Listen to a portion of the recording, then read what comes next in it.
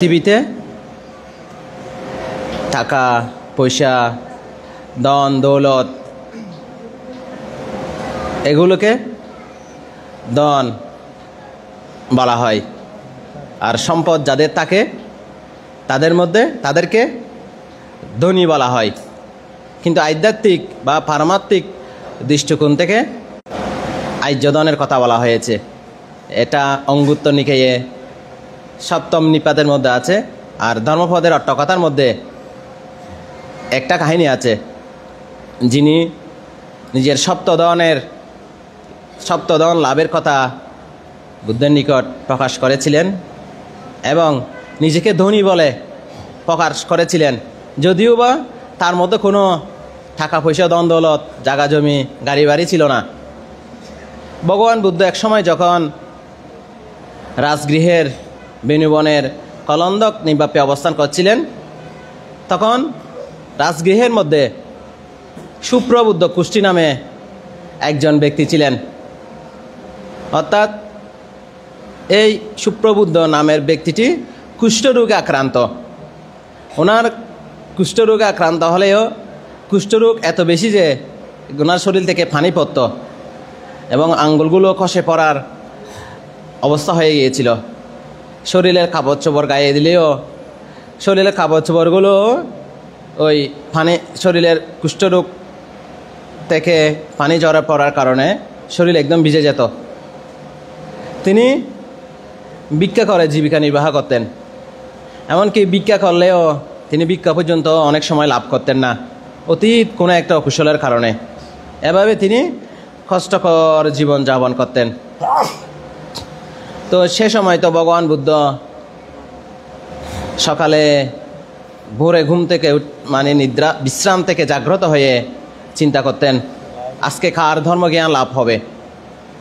তখন ভগবানের দিব্য জ্ঞানে ধরা পড়ল যে আজকে সুপ্রবুদ্ধ কুষ্টি জ্ঞান লাভ করতে পারবে। তখন সুপ্রবুদ্ধ কুষ্টি চিন্তা করলো, যখন ভিক্ষায় বের হলো, সেই দিন বিহারের মধ্যে বিশাল জনসমাগম হয়েছিল। সুপ্রবুদ্ধ তার যখন সকালে ভিক্ষায় বের হলো, তখন বিহারের মধ্যে জনসমাগম দেখে চিন্তা করতে লাগলো, আজকে নিশ্চয়ই কোনো বিহারে খাওয়ারের আয়োজন হয়েছে, আর নয়তো এত বিহারের মধ্যে এত জনসমাগম কেন। এভাবে চিন্তা করে তিনি বিহারের মধ্যে গেলেন। যখন বিহারের মধ্যে গেল, সেখানে দেখতে পেল কোনো খাবারের আয়োজন হচ্ছে না, ধর্মদেশনা শুনছে। আমিও একটু ধর্মদেশনা শুনি। তখন সুপ্রবুদ্ধ কুষ্টি পরিষদের এক প্রান্তে বসে ধর্মদেশনা শুনতে লাগলেন। তখন ভগবান বুদ্ধ এক সুপ্রবুদ্ধ কুষ্টিকে দেখতে পেলেন। দেখে সুপ্রবুদ্ধ কুষ্টি যাতে ধর্ম বুঝতে পারে, ধর্ম হৃদয়ঙ্গম করতে পারে, তদ্রূপ মোলায়ম ভাষায় আনুপূর্বিকভাবে ধানের কথা, শিলের কথা, ভাবনার কথা, নিষ্কর্মে সুফল, কামের আধীনব, এভাবে পুঙ্খানুপুঙ্খভাবে ধর্মদেশনা করতে লাগলেন। সুপ্রবুদ্ধ কুষ্টি বুদ্ধের ধর্মদেশনা শুনতে শুনতেই তার চিত্ত কোমল নরম ঋজু হয়ে ধর্মগ্রহণের উপযোগী হয়ে উঠল। তখন বুদ্ধ তার আধ্যাত্মিক দেশনা, যার সমস্ত উৎপত্তিধর্মী তৎসমস্ত নিরুদ্ধর্মী, অর্থাৎ এই ত্রিলোকের মধ্যে সব কিছুই অনিত্য, দুঃখ, অনাত্মা হিসেবে বুদ্ধ ব্যাখ্যা করলেন। তখন সুপ্রবুদ্ধ কুষ্টি সৎকায় দৃষ্টি, বিচিকিৎসা, শিলব্যত পরামর্শ, এই তিনটি সংযোজন ধ্বংস করে তিনি শতাবর্তী মার্গফলে প্রতিষ্ঠিত হলেন। বুদ্ধের সময়ে একটা সিস্টেম ছিল যে কোনো ভিক্ষু ভিক্ষুণী বা উপাসক উপাসিকা যখন মার্গফল লাভ করতেন, তারা বুদ্ধের নিকট গিয়ে সেটা প্রকাশ করতেন। তখন প্রকাশ করলে বুদ্ধ আসলে কি তিনি সত্যি সত্যি মার্গফল লাভ করেছে নাকি মার্গফল লাভ করে নাই, বা কোনো ভ্রমবশত তিনি মার্গফল লাভ করছেন প্রকাশ করছেন, সেটা তিনি ব্যাখ্যা করে দিতেন। হ্যাঁ, তুমি সঠিক মার্গফল লাভ করেছ, বা তুমি মার্গফল লাভ করো নাই, তুমি আরও চেষ্টা করো, চেষ্টা করলে তুমি পারবে, এভাবে প্রকাশ করে দিতেন। তখন সুপ্রবুদ্ধ কুষ্টি চিন্তা করলাম, আমি বুদ্ধের নিকট গিয়ে এখন প্রকাশ করব। তখন জনসমাগমের কারণে তিনি যেতে না পারায় একটু দাঁড়িয়েছিলেন। তো সেই সময়ের মধ্যে দেবরাজ ইন্দ্র চিন্তা করলো, আসলে কি সুপ্রবুদ্ধ কুস্তি সঠিক মার্গফল লাভ করেছে, তাকে লাভ করে নাই, আমি তাকে পরীক্ষা করব।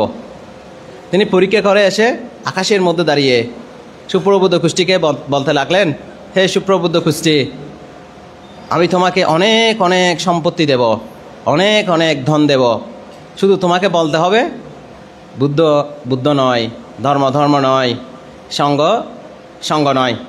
অর্থাৎ বুদ্ধের কোনো গুণ নাই, ধর্মের কোনো গুণ নাই, সঙ্গের কোনো গুণ নাই, সেটা তোমাকে এই পরিষদের মধ্যে বলতে হবে। তখন সুপ্রবুদ্ধ কুষ্টি জিজ্ঞাসা করলেন, তুমি কে? আমি উনি বললেন, আমি দেবরাজ ইন্দ্র। তখন সুপ্রবুদ্ধ কুষ্টি বললেন, তোমার আমার সাথে কথা বলার যোগ্যতা নাই, তুমি আমাকে গরিব বলেছ, দুর্গত বলেছ। আমি তো গরিব নই, আমি তো ধনী। যার নিকট শ্রদ্ধাদন, শীলদন, শ্রুতিদন, ত্যাগদন, প্রজ্ঞাদন, পাপের প্রতি লজ্জাদন, পাপের প্রতি ভয়দান আছে, তারা কখনো গরিব হতে পারে না, তারা সুপ্রাপ্ত মহাধনী। ভগবান বুদ্ধ কর্তৃক এবং পাচ্যিকা বুদ্ধগণ কর্তৃক যাদের এই সপ্তদন আছে, তাদের দরিদ্র বলা হয় না, তাদের ধনী বলা হয়। তো বুদ্ধের নিকট গিয়ে বলল, বুদ্ধ ভগবান, আমি সুপ্রবুদ্ধ কুষ্টিকে অনেক অনেক ধন দেব বলেছি, সুপ্রবুদ্ধ কুষ্টিকে শুধু বলতে বলেছি তুমি আমার কাছ থেকে ধন পাবে, শুধু তোমাকে বলতে হবে বুদ্ধের কোনো গুণ নাই, ধর্মের কোনো গুণ নাই, সঙ্গের কোনো গুণ নাই, তোমাকে সেটা বলতে হবে। কিন্তু সুপ্রবুদ্ধ কুষ্টি আমাকে ধন নিতে চায়নি, সে বলছে সে ধনী।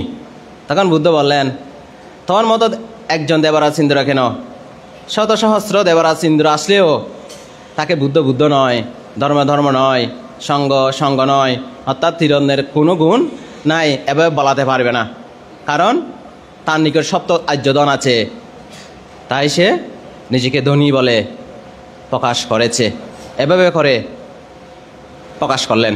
তারপর সুপ্রবুদ্ধ গোষ্ঠী তার নিজের শ্রদ্ধার মাধ্যমে সংসার স্রোত অতিক্রম করা যায়, অর্থাৎ দুঃখকে জয় করা যায়। যার শ্রদ্ধা আছে সে ধনী। তারপর শ্রদ্ধা বা 4 ভাগে বিভক্ত: আগমনীয় শ্রদ্ধা, অধিগম শ্রদ্ধা, ওকপ্পন শ্রদ্ধা, প্রসাদ শ্রদ্ধা। যেমন অনাথ পিণ্ডিক শ্রেষ্ঠীর বুদ্ধ শব্দের উৎপন্ন হওয়ার সাথে সাথে, বুদ্ধ শব্দ শোনার সাথে সাথে ওনার শ্রদ্ধা উৎপন্ন হয়েছিল, তিনি বুদ্ধকে প্রথম দর্শনে শতাপত্তি ফল লাভ করেছিলেন। এরকম মহাশ্রদ্ধা, মহাধনী ছিল। এরকম যার শ্রদ্ধা আছে অর্থাৎ তারা ধনী, তাদের সেই রত্ন আছে। আর শীল হচ্ছে ধন বা রত্ন। আপনারা আজকে অষ্টশীল নেবেন বা গ্রহণ করবেন, তো এই শীল একটা ধন বা রত্ন। এই শীলের মহান করতে পারে। এই শীল মানব জীবন অলঙ্কার সদৃশ। শীলবান ব্যক্তি বুদ্ধ কর্তৃক প্রশংসিত। শীলবান ব্যক্তি যেদিকে যায় সেদিকে সম্মানিত হয়, পূজিত হয়, সমাদৃত হয়। তাই শীল একটি ধন। তারপর হচ্ছে শ্রুতিধন। শ্রুতি মানে হচ্ছে পাণ্ডিত্য, অর্থাৎ যে শুনে মনে রাখতে পারে। বুদ্ধের সময়ে প্রায় মানুষ ত্রিপিটক টোটস্থ কণ্ঠস্থ রাখতে পারতেন, কারণ তখন স্মৃতির যুগ ছিল, তখন লিখিত আকারে বই ছিল না, তখন ছিল শ্রুতির যুগ। শুনলেই মনে থাকতো, সে মনে থাকতো বলে তার মার্গফল লাভ করতে পারেছিলেন। তো আজকের সময়ে মানুষ শুনলে মনে রাখতে পারে না, সেজন্য ধর্মজ্ঞানে মানে রেখে দিয়েছিলেন এবং প্রথম সঙ্গীতির সময়ে তিনি সেটা আবৃত্তি করেছিলেন। তো শ্রুতি জ্ঞান যাদের থাকে তাদেরকেও ধনী বলা হয়েছে। তো বারবার পাঠনের মাধ্যমে, ধর্ম শ্রবণের মাধ্যমে শ্রুতি জ্ঞান বাড়ে। তারপরে যারা আবার লোকোত্তর মার্গফলে প্রতিষ্ঠিত হয়, শতপূর্তি ফলাদিতে প্রতিষ্ঠিত হয়, তাদেরও কিন্তু অদম্য স্মৃতিশক্তি থাকে, তাদের মধ্যে টিপিটক চলে আসে। তো সেটাও একটা দন। তারপরে ত্যাগদন, ত্যাগটাও একটা দন।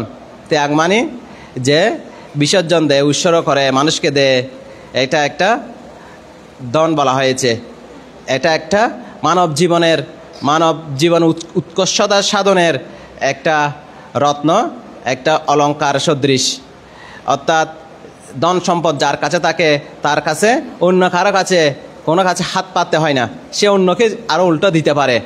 সেজন্য এই ধনগুলো যাদের থাকে তারা অন্যকেও তার ধন অংশীদার করতে পারে, কারো কাছে হাত পাততে হয় না, নিজের মতো করে নিজেরাই তারা ধর্মজ্ঞানে সমৃদ্ধ হতে পারে আর কি।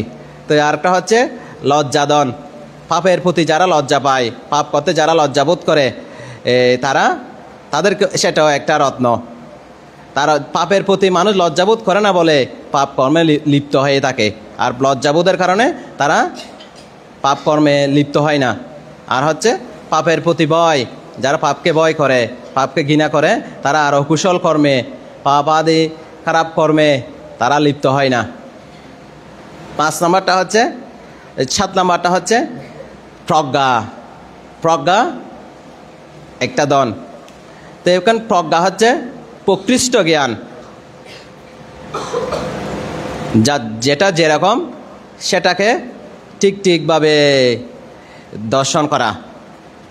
প্রজ্ঞার অপর নাম হচ্ছে অমোহ, অর্থাৎ কোনো বিষয়ের প্রতি তার মানে অজ্ঞানতা বা লিপ্সা সেটা নাই, সেটা হচ্ছে প্রজ্ঞা। আর সম্যক দৃষ্টি, সম্যক সংকল্প, আর্যাষ্টাঙ্গিক মার্গের মধ্যে এই 2টি স্কন্ধ হচ্ছে প্রজ্ঞা। আর সপ্তবুদ্ধাঙ্গের মধ্যে ধর্মবিচয় বুদ্ধঙ্গ হচ্ছে প্রজ্ঞা চৈতসিক, এবং পঞ্চ ইন্দ্রিয়ের মধ্যে প্রজ্ঞা ইন্দ্রিয়, পঞ্চবলের মধ্যে প্রজ্ঞা বল। এই সপ্ত বুদ্ধিপ্রক্রিয়া ধর্ম, অর্থাৎ বুদ্ধিজ্ঞান লাভের 7টি বিষয়ের মধ্যে প্রজ্ঞা 14 বার ধরা হয়েছে। তাই নির্বাণ লাভের জন্য বা দুঃখ থেকে মুক্তি লাভের জন্য বা তৃষ্ণা ক্ষয়ের জন্য প্রজ্ঞা খুবই গুরুত্বপূর্ণ, এবং প্রজ্ঞার ব্যাপকতা আছে। তো এই প্রজ্ঞা যাদের আছে তাদের ধনী বলা হয়েছে। সুতরাং এই সপ্ত আর্যধন যাদের আছে তারা ধনী। তো এই সপ্ত আর্যধন প্রতিটি মানুষের টাকা চাই, ধনী হওয়া চাই। এই গরিব কোনো ক্ষেত্রে সুখী নয়। তো ধনের দ্বারাই ধনী এবং মনের দ্বারাইও ধনী। যেমন ধরুন একটি নদীর পানি যখন গোলা হয়, নদীর তলদেশে কী আছে সেটা আমরা দেখতে পারি না। তো পানি যখন নির্মল পরিষ্কার বিশুদ্ধ হয়ে যায়, তখন পানির মধ্যে, নদীর মধ্যে যে পানির তলদেশে যে মণি আছে, মুক্ত আছে, সেটা আমরা দেখতে পারি। তদ্রূপ মনের ময়লা যখন পরিষ্কার হয়ে মন যখন ধনী হয়ে ওঠে, তখন এই পানির মধ্যে, এই বুদ্ধের শাসনের মধ্যে শিলধন, এই শিলরত্ন, সমাধিরত্ন, এই মনকে ধনী করার জন্য, এই মনকে উত্তর শ্রীবৃদ্ধি করার জন্য, ধনী হওয়ার জন্য বা নির্বাণ লাভের জন্য এই সপ্ত আর্যধন খুবই গুরুত্বপূর্ণ।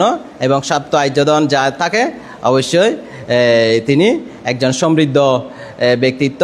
আমি ধর্মদেশনার প্রারম্ভে যে কথাটি বলেছি সেখানে বলা হচ্ছে এই পৃথিবী একা যিনি করণ শাসন, অর্থাৎ কেউ যদি চক্রবর্তী রাজা হয় বা সমগ্র পৃথিবী রাজা হয়,